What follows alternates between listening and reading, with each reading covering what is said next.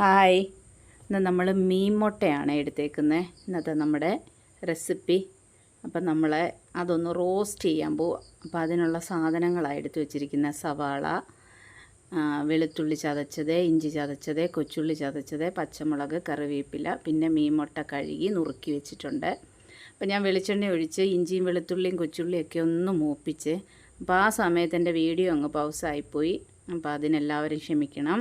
എന്നിട്ട് നമുക്ക് കറിവേപ്പിലയും പിന്നെ പച്ചമുളകും സവാളയൊക്കെ ഇട്ട് നന്നായിട്ട് വഴട്ടി, മുളക് പൊടി, ഒരിച്ചിരി മല്ലിപ്പൊടി, നല്ലതായിട്ട് കുരുമുളക് പൊടി, മഞ്ഞൾപ്പൊടിയൊക്കെ ചേർത്ത് നമുക്ക് ഇത് വേവിക്കാം.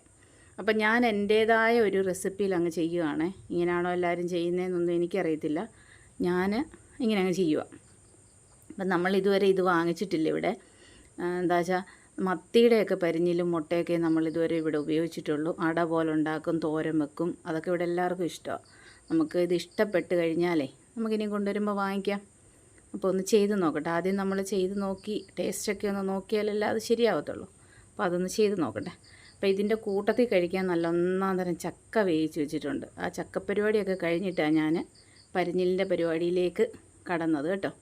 അപ്പം എല്ലാം ഉള്ളിയും നമ്മുടെ മസാലകളെല്ലാം നന്നായിട്ട് വഴണ്ട് നല്ല സൂപ്പറായിട്ട് വന്നിട്ടുണ്ട്.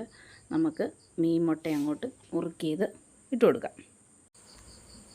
എല്ലാം അങ്ങനെ പറക്കിയിട്ട് നമുക്ക് അരപ്പൊന്ന് യോജിപ്പിച്ച് എടുത്ത് ഒരിച്ചിരി കൈവെള്ളം ഞാൻ തളിക്കുന്നുണ്ട്.